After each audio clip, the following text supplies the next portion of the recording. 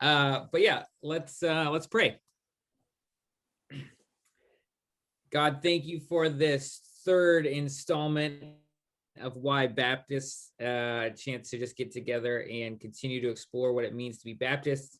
And I'm especially excited to hear from our brother Gary tonight, who has been a Baptist for a long time, and I know has many stories. And I'm thankful for the way that you have worked in his life, and I'm thankful for the way I know that you're going to speak into our lives through his life. And so I pray that you just bless him, and that you'd be with us as we listen. Thank you for Gary, and thank you for everyone who's here. And in Jesus' name we pray. Amen. Amen. All right, Gary, it's all you. Okay.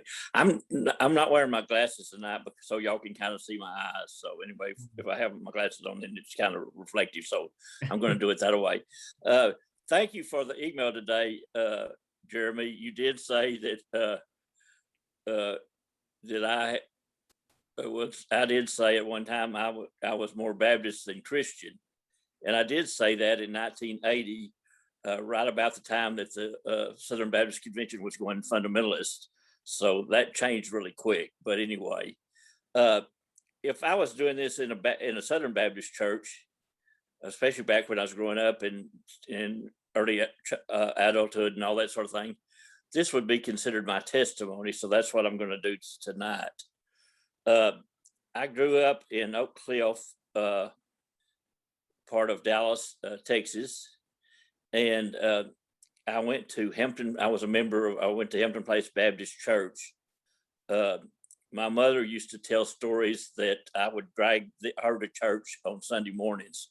So church has always been an important part of my life. I just considered that's who I am, is being a person that goes to church. When I was 9 years old, I decided that I was a sinner and I needed to accept Jesus Christ as my personal Savior. And I'm not 100% sure on this. And of course, my parents are already in heaven, but I think my dad took me to talk to our pastor, who was Brother Emmy Montgomery, and in his office. And that's when I asked Jesus into my heart. And that was when I was 9 years old. About the same time, one of my neighbors on the street I lived on was also 9 years old and was a friend of mine, and he had accepted Christ, and so we decided that we were going to be baptized together. I had asthma when I was little, and so I was sick and all that sort of thing, and so we had to put it off for 2 or 3 months, and finally I was baptized on Easter Sunday night in 1957, and I looked it up today. It was actually April the 21st in 1957. So anyway, and I think about that year, in the Southern Baptist Church I grew up in, you did Sunday school and church, and then also Sunday night training union and Sunday night service, and then I think Wednesday night we had prayer meeting, and just it was things and good RAs and all that sort of thing. So when I was 9, my first story is I went to camp, and I think it was junior camp or whatever. And I guess it was RA camp because I know it was all boys or whatever. And that was the first time I'd really been away from home. And so I was, all of us were kind of homesick and everything. And that we went on Monday. Well, on Tuesday night, our parents came for parents' night, and they had chili dogs. And so our parents went home, and every little boy in that camp got diarrhea, big time diarrhea. It was not a pretty sight. I mean, it was just we had to wash our sheets and everything, and they sent some kids home, but we all survived. And that was my first experience of camp. It was not pretty. It was pretty bad. That camp, we had, they had a snack bar and stuff, and you could take Coke balls back, and I think you got 5 cents or maybe not even that much. but I think I had like $2 to spend for the whole week, and I collected bottles and took them back, and so I think I spent a whole dollar for the whole week. It's the way I remember that. I'm going to talk about my parents too on this. My mother was a nursery worker, and she also took care of children in her home. And I think that's one of the ways that I became interested and ended up working in children's homes because of what she did. My daddy was a truck driver. He was a truck, just a day truck driver, mainly for Southwestern Transportation, which was a subsidy of Cotton Belt Railroad.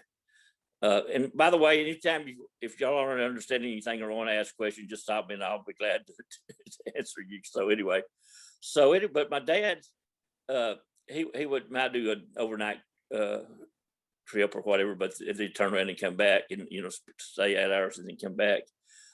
My dad didn't go to church when I was growing up, and he was trying to work at everything. That did change when I started to college.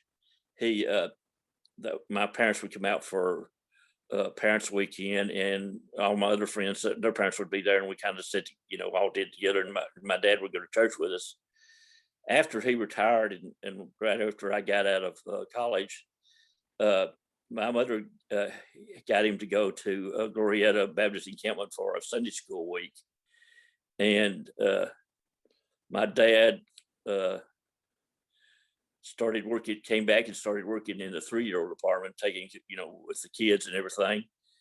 And he eventually became a deacon. He was like a deacon for 20 years, and just really, and then he did the money counting and all that sort of thing. So he became a very active, and I was very proud of my dad. So on that, and again, mother did the nursery and everything, so that was good too. When I was in the 4th grade, we moved to about 2 miles to Cockrell Hill, Texas, which is it's surrounded by Dallas, Texas. It's about a mile wide, so it's a very small town, and they had a police department and a volunteer fire department, that sort of thing. And at the end of my street was Cockrell Hill Baptist Church. And the pastor of that church was Jimmy Allen. Jimmy Allen was a great preacher, and he later became he was over the Radio and Television Commission of the Southern Baptist Convention, and then he became the pastor of First Baptist in San Antonio. And I think he was the last pastor, last president of the Southern Baptist Convention before the fundamentalists took over. He had 3 or 4 kids, and one of his sons was gay. His wife had some mental problems and everything. And then one of his sons, his wife was that blood disease, homophiliac, or that thing. And she got a bad transfusion, and she got AIDS. And his son was a minister of youth or something at a Baptist church, I believe in Colorado. And because of that AIDS thing back in that day, they made him quit the church or whatever. So Jimmy Allen retired and was outside of Stone Mountain, Georgia, I think, and he's just died the last 2 or 3 years. But anyway, that was a great influence on my life.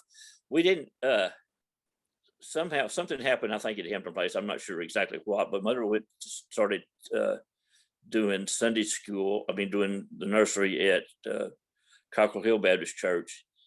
And then Cockrell Hill Baptist Church had a RA, Royal Ambassador program. That was a boys' organization. In the Baptist Church, in Southern Baptist Church, they had Royal Ambassadors, and they're just mainly it was to have basketball and baseball teams. But Cockrell Hill Baptist had a great RA program, and so I joined that program. The GAs always have a coronation every year, and you worked your way up, and then the last step was just a queen, and they had a big pageant and everything for that, so that was good. And then they also had In the summers, we had Vacation Bible School. And so I went to Vacation Bible School at both Hampton Place and Copper Hill Baptist. There's a bunch of kids in our neighborhood, and the girls that lived on the corner, Nancy and Carol Pine, were Church of Christ, and we also went to the Church of Christ Vacation Bible School. And every year they'd try to get us saved again and baptized in the Church of Christ, but that didn't work. So anyway, when I turned 13, I turned 13 on June the 20th in 1960, and that was on a Monday. Well, we went to RA camp at Mount Lebanon again, and Thursday night, I felt like that God was calling me, and I wasn't sure if he wanted me to be a preacher or a missionary. That was the two things that a 13-year-old would know to as far as working in a Baptist church would be. So, and I'm not sure how this played out, but I got in bed that night, and all us kids were doing all sorts of things or whatever, and I go, okay, Lord, tell me what you wanted to be. And I was doing Gideon had a fleece that he put out, and it was dry and all the water around him, and then it was wet and everything was. So I thought, well, my fleece is if I go to sleep by a certain time, then then that means that you want me to be a preacher, or if it's later than that, then you want me to be a missionary. So whatever happened, it was that I was going to be a preacher. So I did go to Ford on that next day and surrendered to be a preacher. And then I think I did it on that Sunday at Hampton Place, and I don't think our pastor was there, so he didn't know that I'd surrendered to preach for a long time after that for some reason. But anyway, and again, that's what you do as a 13-year-old. So so we did that, and so I was pretty active in our youth group that we had at Hampton Place. When I was a sophomore in high school, between Christmas and New Year's, we went on a youth choir trip to New Orleans, and we stayed at the New Orleans Baptist Seminary. And there was a grocery store or something next door. We got one of their shopping carts and was having races up and down the hall, and was on the second floor. And the people that were over the door came up the next day and they said, would y'all quit please not roller skate in the hallways? And we sang at First Baptist Church of New Orleans on Sunday. And that was the year that Texas and Louisiana played, LSU played in the I think it's the Cotton Bowl. And LSU won, I think. But anyway, so we did that. And then that also in 1963 was when JFK came to Dallas, and so we didn't get, they didn't let us out of school, but we could go to go see him. So but me and another guy from our church rode the city bus downtown Dallas, and was on Main Street, and we did see him come by and then LBJ was there, and John Connolly. We got to see all those, and we decided to go to Love Field to see him when he left to go back to Washington or wherever else he was going. And when we got over to the bus stop, all these sirens started going off, and so of course we ran back over to Main Street, and we ran down Main Street, and I think we went into there's like a loan office or something. We found out that he'd been shot. We did go down to the school book depository and did all that. Everything in downtown Dallas closed down. And so we rode the bus back home, and it was full, and we were sitting in the front. My sister was in the back. We didn't know she was on there until we got to like 2 blocks from the house. And my mother, of course, was worried to death because, you back then you didn't have cell phones or anything else, and there was no way to contact us. So she was worried about that. My senior year in high school was when I rebelled. And my best friend there was Gary Bridwell. And he came from a divorced home. His mother was kind of alcoholic and just not too good. And he had two brothers, Michael, and not much was younger than him, and then another younger brother. And he probably had, I think he had an older brother too. And we'd do all sorts of stuff together and stay out and all like that. But I didn't really rebel that bad because I knew that if I was going to be a preacher, I had to clean up my act and everything. So at that point, I was trying to figure out where I wanted to go to college. And we went out to Hardin-Simmons University, which is a Baptist school in Abilene, Texas. Abilene is also home to McMurray and Abilene Christian College. College is university now. And I decided to go there mainly because if you've ever been to West Texas, they have the most friendliest people in the world. I mean, they're really friendly and everything. And so I decided to go there.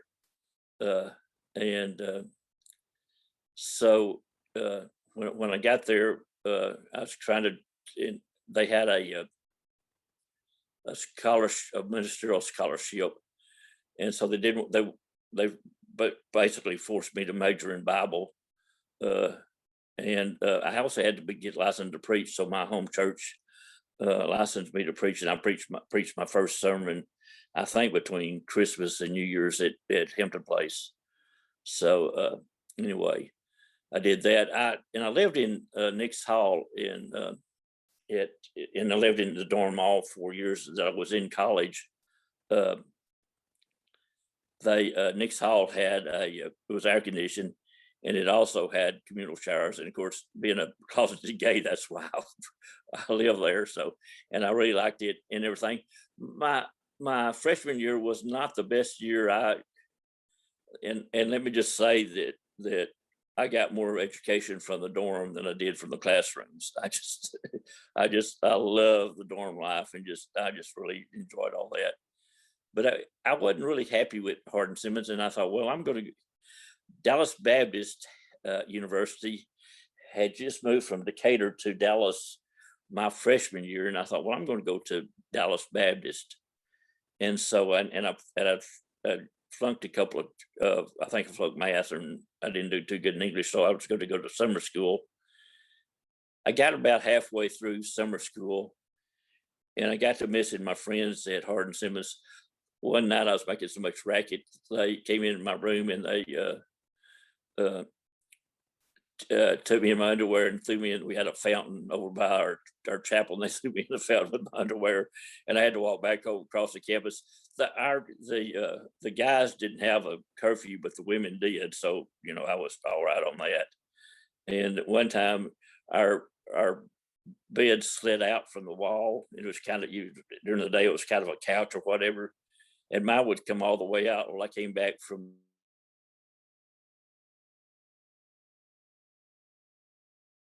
and I made them take it back in there. So that was the kind of deal I was going through. Well, my sophomore year, I went back and I met Randy McDonald, who had transferred to Hardin-Simmons from Lubbock Christian College. And he became my best friend in college. We weren't roommates or anything. We wanted to be roommates, but that never did work out. In my first year at Hardin-Simmons, I went to First Baptist Church because it was the biggest Baptist church in Abilene, and Hampton Place was a pretty large Baptist church in Dallas, or in that part of Dallas. So I wanted to go to a bigger church, and it was okay. I rode the bus down there. I didn't have a car when I first started college and everything, and it was okay. But there was another small church that everybody was going to that was Belmont Baptist, and so Randy would tell stories about the Lubbock Christian College, and that was Church of Christ. When he got there, they had a list of everybody that was in Church of Christ, and their mission was to get all of them to become Church of Christ. So Randy went around and got that list, and he organized all the people that were on that list so they wouldn't have to become Church of Christ. So that was the kind of guy he was. And so anyway, in our sophomore years, I said, well, Randy, let's try Belmont Baptist Church. And we did. And Randy, in fact, accepted Christ and was baptized at first at Belmont Baptist. He later became a Baptist preacher and was my pastor. He came to Dallas later on, and he was my pastor. I also ran into him one night at a gay establishment in Dallas, and kind of surprised me because I didn't know he was gay. The other thing that was going on when I was at Hardin Simmons, and then one of the decisions I made early on is I realized that I was gay, and I didn't, and of course that was not accepted, and nobody was, that wasn't accepted at Hardin Simmons, and that you just didn't do that or whatever. But that's when you find you start dating and all that sort of thing. I decided at that time that I was not going to get married because I thought my life was screwed up, and I didn't want it to screw up a lady's life and her kids. So I kind of made that decision at that point. That I learned later on in life, and I've learned since then, that a lot of my friends there, and some of them that became Southern Baptist preachers, were also gay, and they did get married and stuff like that. And Randy was one of them. So anyway, that was going on there. The one of my good friends there was Don Forrester, and he's a pastor of a Baptist church outside of Austin. He's also our freshman year, there was an Abilene boys ranch that was out from Abilene, and he went out there and was a counselor and all like that. And then I think he's also been orderly and did all sorts of stuff like that. So that was in my mind too. The other thing, so that year, one of the couples that were members of Belmont had become house parents at Texas Baptist Children's Home in Round Rock, Texas, which is like 20 miles outside of Austin. And our church, the youth group and the youth from the church, and also the college kids, went down there for a weekend revival. And so I went my sophomore year, and it was okay and everything, and I enjoyed it, but it didn't do anything necessarily for me. And so during the summers, I'm not sure exactly what I did after my freshman year, because I was going to summer school. I learned out real quick when you need that break during the summer. I mean, that's my sophomore year. My grades were a whole lot better, but I was just tired of school. So I worked at Six Flags for like 3 summers while I was in college. I worked on the cave ride and in the train. I was a conductor, out loading in the board and filling it up on track number 1. It's the Six Flags Unstopped Road Limited. So I did that. Then I started out on our junior year. That was about the time that the Southern Baptists decided to have a witness program where they taught people how to witness to others to bring them to Christ. And so I went to a workshop at First Baptist Church, and they taught you the Roman roads to salvation, and they had the little pamphlets that you would give out or whatever.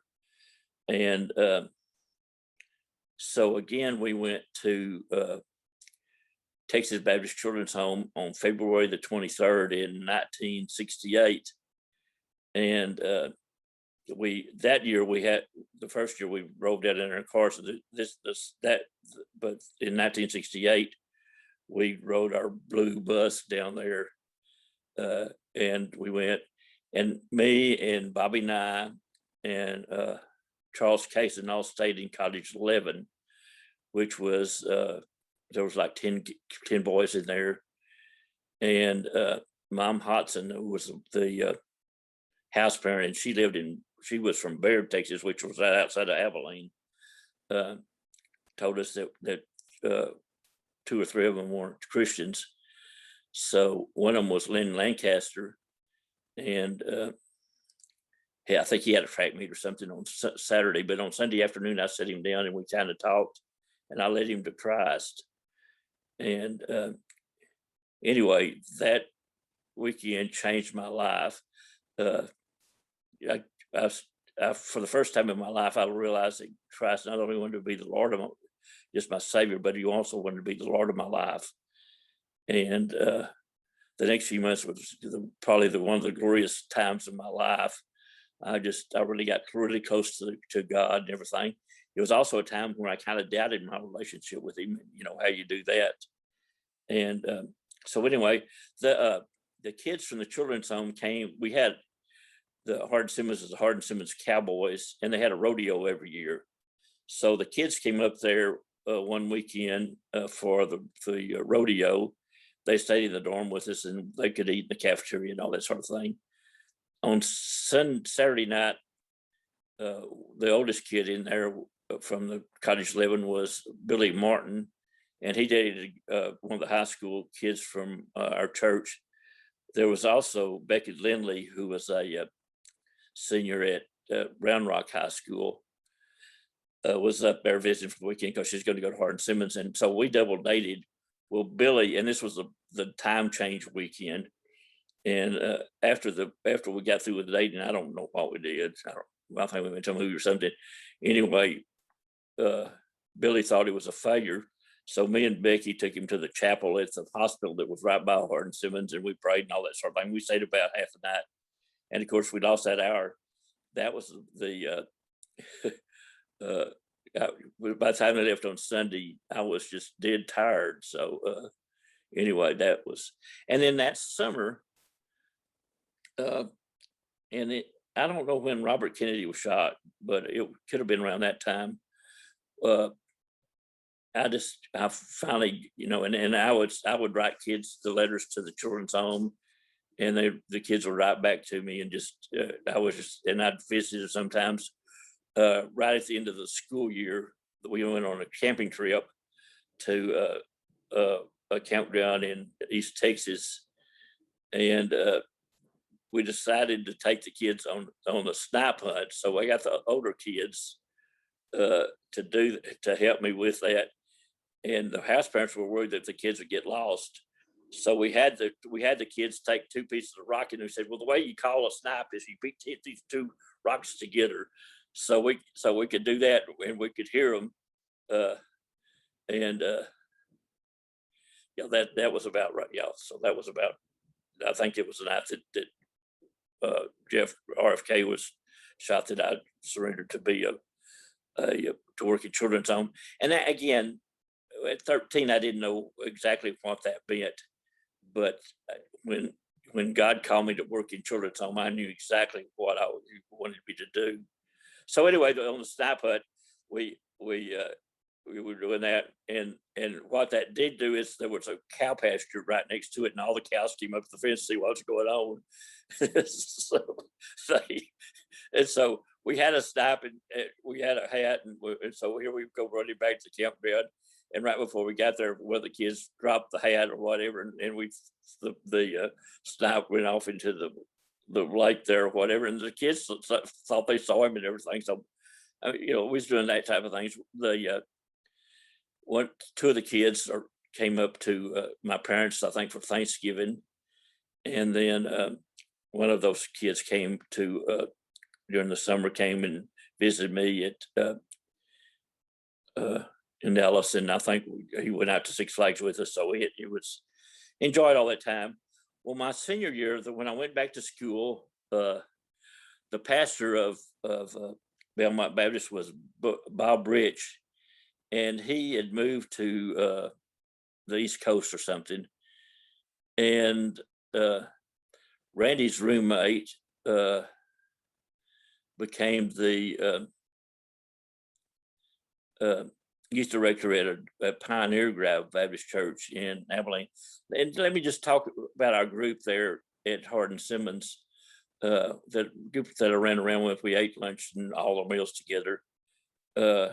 We had parents weekend, and all our parents would come, and they'd be connected in hope rooms and all that sort of thing. And we had a good time. And we'd also go to our friends' homes for the weekends. One of them lived up in Skellytown, Texas, and we'd go up there. And Randy's parents lived down on the coast, and we'd go down there and go to the beach and everything. So it was a lot of fun. I stayed at Belmont. That at that point I could do we were doing a tutoring at the Abilene Boys Ranch, and the Abilene Boys Ranch kids came to Belmont Baptist. Well, in the spring, the pastor that they got, which was, just, he was a terrible preacher and everything. And I think why they called him is they got tired of all the church was just basically the college kids. So, but I wanted to stay there, and I wanted Belmont Baptist to recommend me to the seminary. That's, you had to do that. And I was going to go to Southwestern Baptist Theological Seminary. Well, they had a revival, and the kids from the children's home was there, and the pastor preached games that Christians play or something, and one of them was Jump Jesus Jump. And so at the end of the service with the invitation, all the kids from the children's home went down and surrendered to Christ, and he voted them into the church right then and there. You know, they were from Catholic churches, just all sorts of stuff or whatever. And I go, you can't do that. So I ended up going to moving my membership to, and I asked him to do that. He just put it in his pocket and didn't do anything about that. But to recommend me to the seminary. About that time, I had fun in the dorms or whatever. And like 6 weeks before and when I was making all the noise, all the proctors were there, and so they would they would catch me doing all this stuff. The dean of students called me, and he says, you're getting a lot of complaints about you or whatever. So if you want to live off campus, you can. I said, well, I think I can make it 6 more weeks till I graduate. So anyway, so I graduated from Hardin Simmons, and then I found out that Belmont didn't recommend me to seminary, so I had to get my home church to do that. That was like 1969. So I did get drafted or whatever, and had to go do the physical, and that was, they just touch and you're warm, you pass. And I had asthma and all like that, and all the jocks, all them didn't pass it or whatever.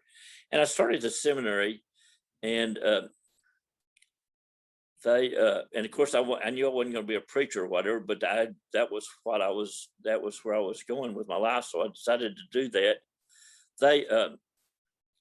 At the end of my senior year, I knew I wanted to work in children's homes. So I got a list of all the children's homes in Texas and wrote them all a letter and trying to see if I could find works there. And I never did hear back from them. Every year, the administrators of the children's home had a workshop at the University of Texas for a week. And so I paid my way and went to that workshop where I could meet other people from children's homes. Back in that day, the children's homes, the house parents and the people that took care of the kids were all retired people. There was not probably 5 people that was under the age of 50 there. And I was probably one of the youngest persons there. That's changed in the years since then. And younger people, that they were making careers of that. But back then that was kind of hard to do. So the president of the Masonic Home and School in Fort Worth was there, and he offered me a job to be they had a dorm for the elementary kids, and there was like 8 big rooms in there where they kept it. It's a big old big old building, and they had eight dorms in there where the kids stayed, and these house members were there, and they didn't have any men, so they wanted me to do that. I taught Sunday school for them, and I helped with the football and all that. So they had their own football team, the Mighty Mites, and kind of enjoyed that. Well, down the street from the Masonic Home and School there was a Baptist church that said, "Stop by here on the way to eternity." So I was going to try to go to that church, but I missed it. And I went on down the street. Well, there's the next church down the street. And, of course, in Texas, there's a Baptist church on every street corner. So there was Tarrant Road Baptist Church was there. And so I went in there and loved that church. Brother Jimmy Johnson was a pastor. He was from South Carolina and was going to seminary to get his doctor's degree. Oh, and the one thing I didn't tell you about that I just now thought about, people always asking me where I'm from. My dad was in World War II, and when he came back, he joined the Air Force Reserves. I'm not sure why, but during the Korean War, he was called up and he was sent to Greenville, South Carolina, to Donaldson Air Force Base. And so we went over there and lived for a year. So I think that's probably where I got part of my accent was from there. So just a side note on that. But anyway, I love that Tarrant Road. And Brother Jimmy Johnson was probably the most spiritual pastor that I've had. And unfortunately, I didn't keep up with him necessarily after that. And I think at 72 or whatever, he moved back to South Carolina. And I did check out preparing for this, and I think he's passed away in the last 2 or 3 years or something.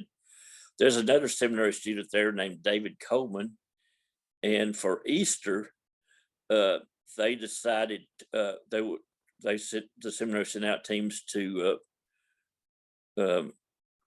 Michigan. Well, they went to Michigan, and so I was there was a pastor from First Baptist of West Texas. There's a town of West. And he was going to be going there, and he needed a song leader. So they recruited me to be the song leader.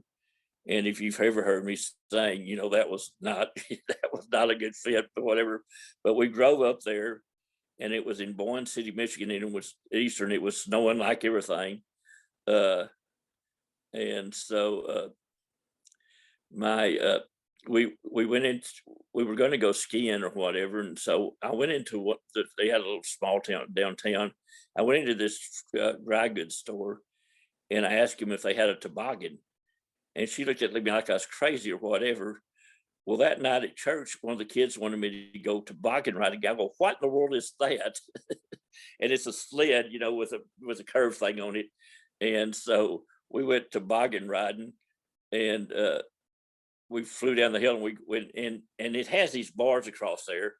And so we flew through the air, and I landed on one of those bars. And so my tailbone was, it hurt. And so I almost had to stand up all the way back to Texas. It was hurting so bad. So then I went back in that store, and I said, "Lady, in Texas, we call it toboggan, a hat that you put on your head." So we just had a good laugh about that. So that was my story about that. And we did go skiing, and that was terrible. But anyway, so and then at Tarrant Road, I've got my baptism story to tell you. Everybody's got a baptism story.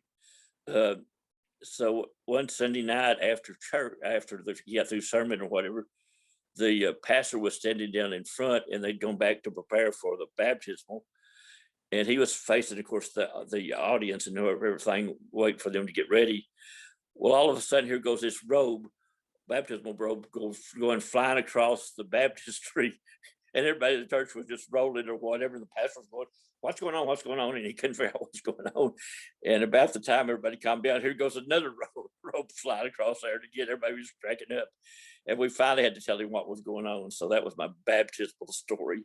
So they also had the RAs had a basketball team there, and I'm not a basketball player. I'm not a sports person at all, but they wanted me to help coach the kids, and so I did that. And there was another guy that was good, would play basketball and everything, so I kind of helped him with that. Those kids from that basketball tournament, later on when I was at the children's home in Round Rock,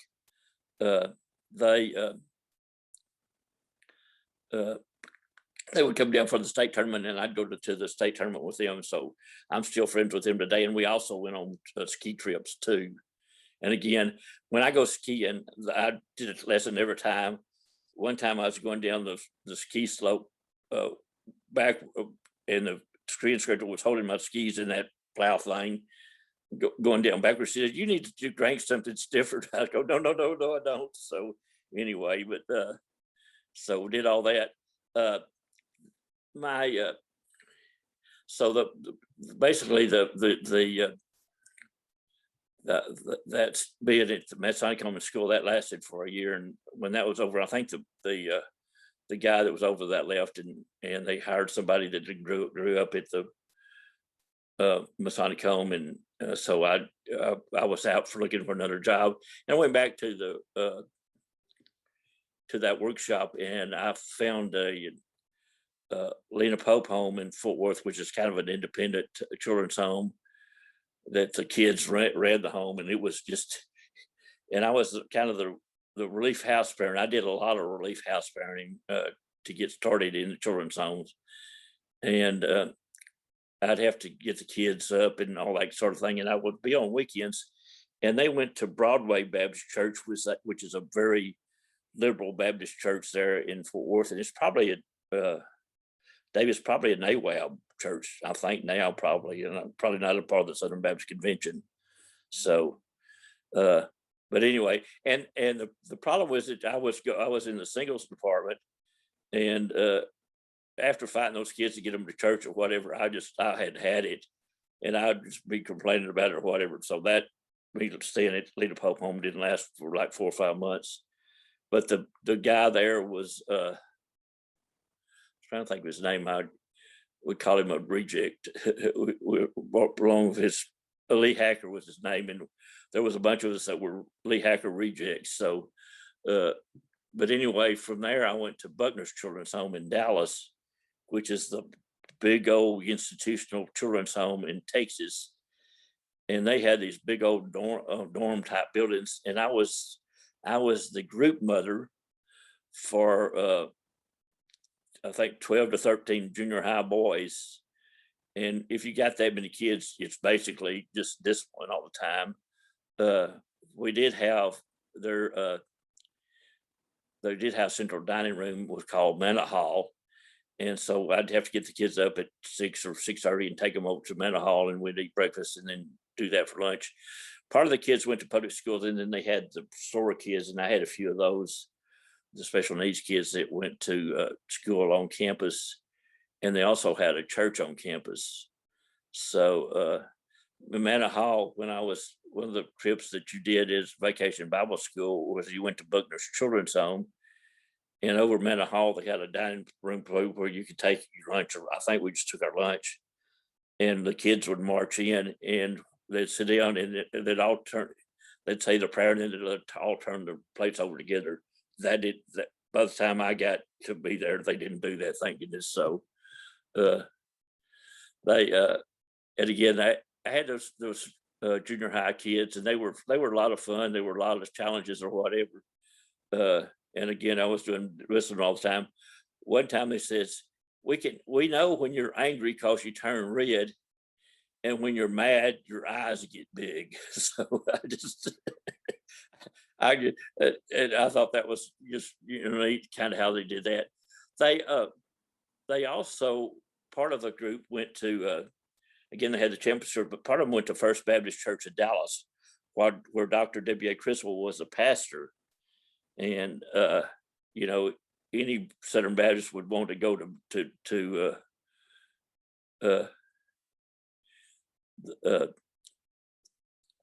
that. And so so the first time I went to hear Dr. Criswell, I had to sit on the steps. I think it was a Sunday night. I had to sit on the steps, and he was talking about he'd been to some deal at the White House. And so, I thought I'd go to heaven to listen to Jesus there. So anyway, and he was a good preacher. He preached on but anyway, he had a lot of bad habits, but he was a good preacher. And then later on, and I think that was after I'd gone on to the children's home in Waxahachie. I joined their singles group, and we we studied the book of Revelation, and Dr. Criswell had written a book on that, and we did all that, and they got into the rapture and all that sort of thing. And some of that, I just, okay, I can't believe that. But it was a good group and everything. I remember, and I was in my 20s, that there was some guy that was part of our group, and it was a younger group that was over 30, and I thought he was an old guy. So anyway, that did that. But anyway, one more First Baptist Church story. They had a great choir, and they did the Christmas musical or whatever. Well, they did it one year, and I went on that Sunday night, and Leonard Bernstein Jr. was there to witness that. And so after the church service, Dr. Criswell had him come down, and so he gave the church a check for $10,000 and wanted the church to come to Carnegie Hall to do a musical. Well, 2 or 3 days later, they found out that there was no Leonard Bernstein Jr. and he was an imposter. So, but I mean, he got Dr. Criswell hook, line, and sinker. That was the funniest thing. So, anyway, the other thing that was going on in during that time was Texas Baptist had an evangelism conference that was in Fort Worth, and they had some of the best preaching, and it was like Monday through Wednesday. And so I would go to that, and they had great music or whatever. And after if you were an evangelist, and they had evangelists went around and did revivals. They also, all the people that did music, they had an afterglow.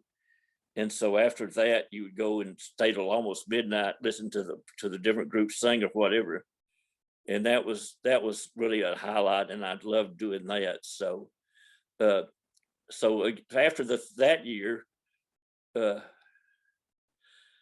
I went back to the UT workshop, and my roommate was the director of the Arkansas Baptist Children's Home, and so he wanted me to come up to Arkansas to be a house parent, and me trying to be in house. I love working with the kids and everything, but for me to be a house parent, that part of that time was cooking, and I can't cook, so I battled that all the time. So that was the year that Joe Montana was playing for the University of Arkansas, and he's supposed to win it all, and of course they didn't.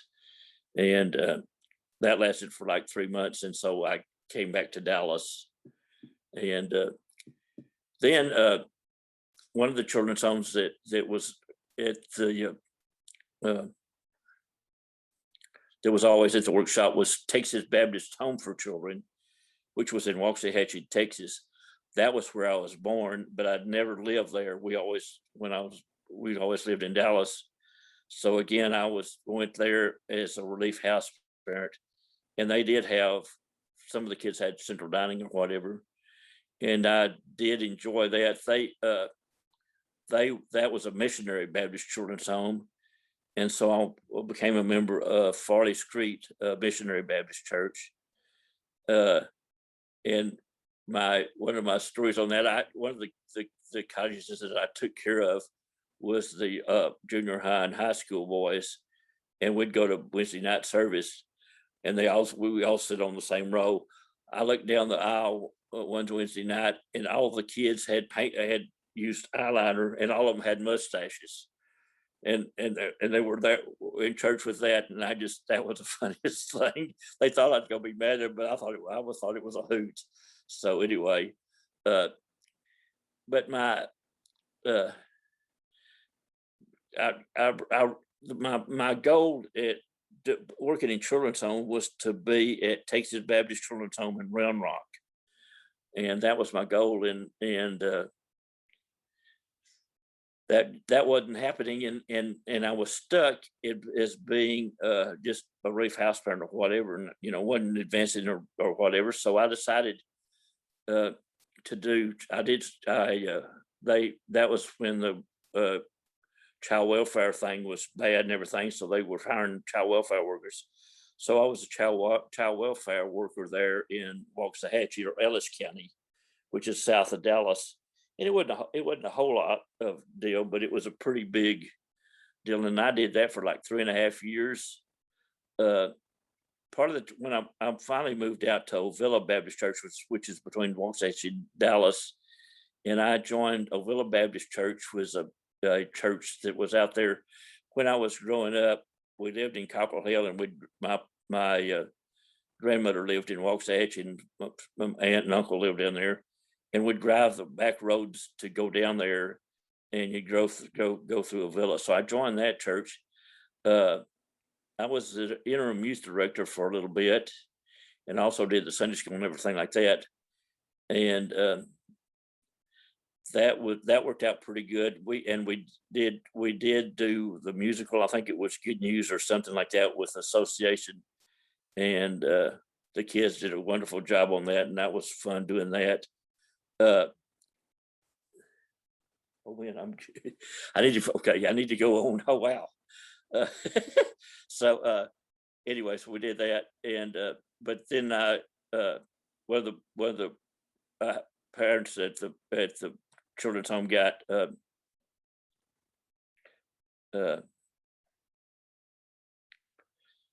had the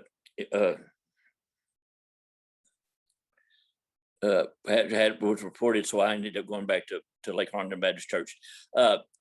And while I was doing that, there was another children's home in Waxahachie, was Presbyterian Children's Home, and they had a basketball team, and also Texas Baptist Home for Children's Home did too. They had a gym there, but the Presbyterian Home did their basketball at Forreston Baptist Church, and they decided they wanted me to be their scorekeeper, so I did that. So they had a basketball tournament there, and that was in 1978. And the Texas Baptist Children's Home from Round Rock came up there, and this was back in early February, and they lost, but their coach was Gary Wakefield, won the best coach of the tournament. So he had a trophy. So I thought, well, I'm going to want to go to take the children's home for my 10th anniversary. So I did that, and so I took it down there and gave it to him on my 10th anniversary for going to the children's home. The administrator there was Charles Wright, and he said, "Are you still interested in working at TBCH?" I said, "Yeah, I'll do anything. Just give me a good title." So anyway, I became the administrative assistant, and I was again doing relief house parenting, but I also transitioned into being a social worker. And that was 1978. In 1981, they had a recreation building that was just game room and all that sort of thing, and they had that sort of thing. Well, Charles Wright asked me if I wanted to, and they went to church on campus, and the music director was also the recreation director. So Charles Wright wanted to know if at the children's home, anytime they needed a sponsor or whatever, I'd go do stuff with the kids and all like that. So he knew I was pretty active with the kids. So they asked me to be wanted me to know if I would switch and be the recreation director, which I did that for 10 years. And that was like being a youth director at a children's home. So, that was like being a youth director at a church. And I love doing that. We did that for 10 years.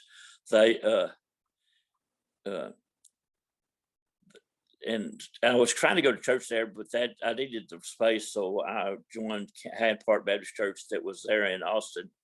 They had a huge camp called Camp Travis that I got our kids to go to, and did that. So anyway, I enjoyed that time that we had summer missionaries, and I'd take the kids doing everything. One Christmas they had would be 2 different churches would come for a big Christmas party, and one of the churches that came was Second Baptist Church in Houston, and we filled up that, they had a big old group, and we filled up our activities building after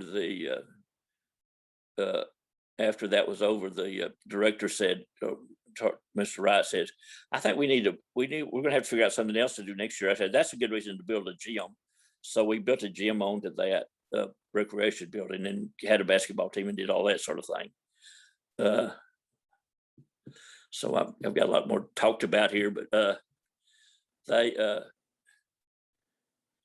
anyway, the one thing I wanted to talk about was that I did join Hyde Park, and we had a group of that the recreation director at Hyde Park with Bob Lumpkin, and then the singles minister was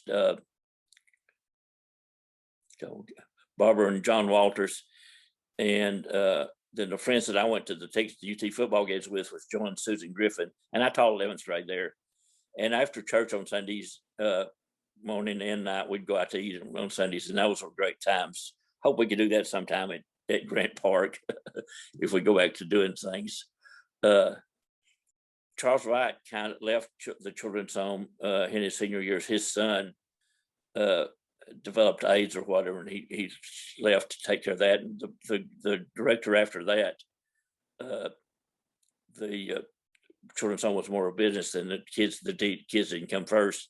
Anyway, I knew my days were numbered, so I'm going to tell my story. At camps, we would have skits and everything, and the last summer in 1991, they wanted me to do a skit, and we were doing skits on what, and they were recording the video, and one of them was what you forgot to bring to camp. And so they had me. I said, I forgot to bring my deodorant to camp, but I found the perfect solution. And so I took about a jar of peanut butter and put it underneath both of my arms. And I said, it works really great. But the best thing about it is you can have a snack. And I took a piece of bread and ate that. And the kids, they just grossed the kids out. Well, one of the kids went back and told Jerry Wakefield, who had become my boss, that I had embarrassed him or whatever, and so they kind of got on to me for that. I did duck after that summer anyway. So I had the youth director at the Hyde Park write him a letter that I was, and that was probably the best camp I went to. And anyway, so I lost my job there. During the 80s was when everybody got licensed to do different things in children's homes and whatever. And so I had gone to rec labs and stuff like that with the Southern Baptist Convention, but I didn't really have anything that I could do. So that's when I decided to move on and do something else. I did go up to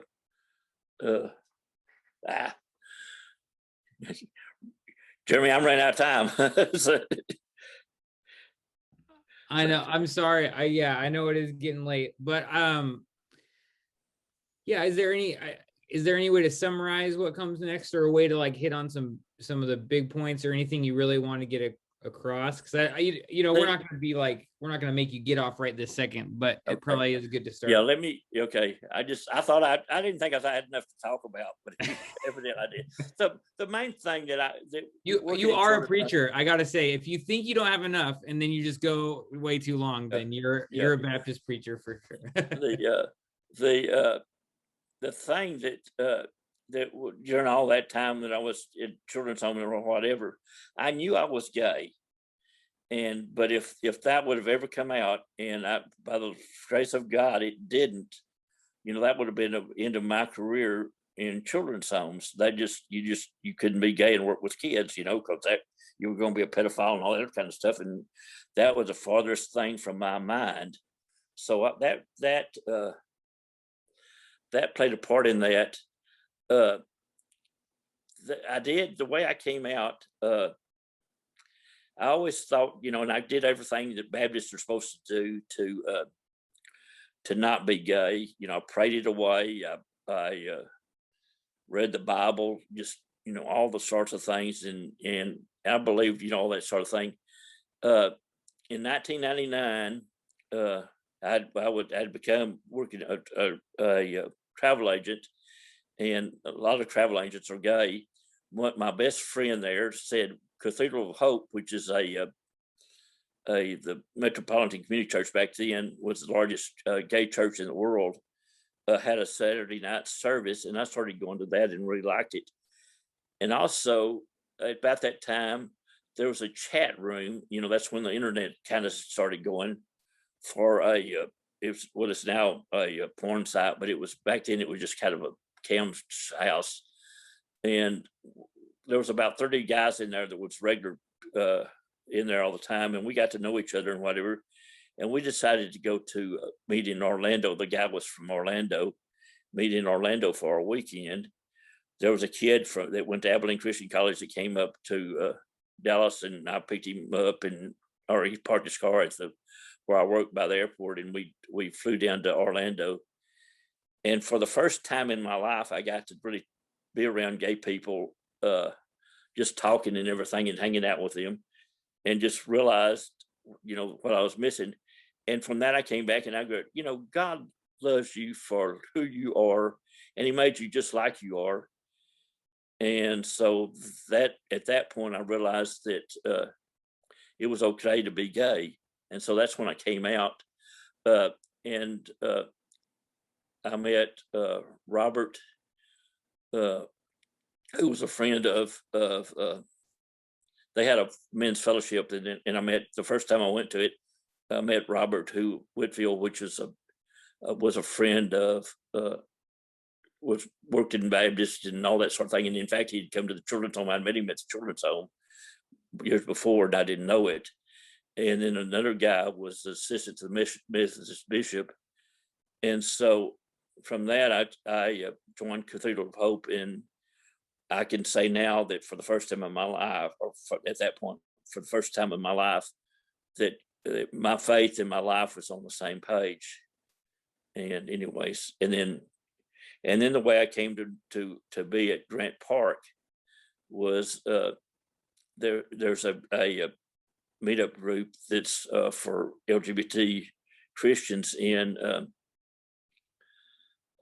Portland. And so they had a Saturday afternoon get together at a person's house, and I was talking about wanting to find a Baptist church, and they said, we ought to try Grant Park Baptist Church. So that's how I came to be at Grant Park. So anyway, there's a lot more to tell, but anyway, that's kind of the highlights of it. I've always, being a Baptist has been so much to me. And when I came out in the way the Southern Baptist churches did, I thought, well, I'll never be a Baptist again. But thankful for American Baptist and the AWAB and Grant Park, I can be that. And now in my life, later on in my life, that's not as important to me as anything else, but it is. I could probably go to a Baptist church and be, I can do the Baptist things and just not say who I am, or, whatever. In fact, I went down to the First Baptist Church of Gresham here and enjoyed that. So, but I am glad that I'm a part of Grant Park, and I love what we're doing as our church. So anyway, sorry I didn't get to tell all the story, but anyway, so no, thank you so much, Gary. It's really unfair of us to ask you to summarize your whole life in an hour or so. So I think you did a wonderful job. Yeah. Okay. Enjoyed it. Thank y'all. And if you have any questions or whatever, I'll be glad to talk about the rest of it. So anytime. So anyway, thank y'all. It was good to seeing y'all, everybody. And I'm glad we're doing why we're a Baptist. I think that, that was one of the suggestions I think I came up with when we were kind of looking for the ideal. We need to talk more about being a Baptist. So, so we're doing that. So thank you. I'm looking forward to listening to other people's stories on being a Baptist. And thank you, Sladen, for what you did. Okay. Mm-hmm. Yes. Thank you, Gary, again for sharing being vulnerable with us, and thank you for pushing us to do a series on why we're Baptists. Yeah, like Gary said, I wish we could open it up for questions, but we're already a little over. So I'm sure Gary would love to talk to you if you want to email him or call him or chat with him. And just a little preview for next meeting, we are going to hear from Liliana about Baptist principles, right? Is that right, Liliana? Yes. Okay.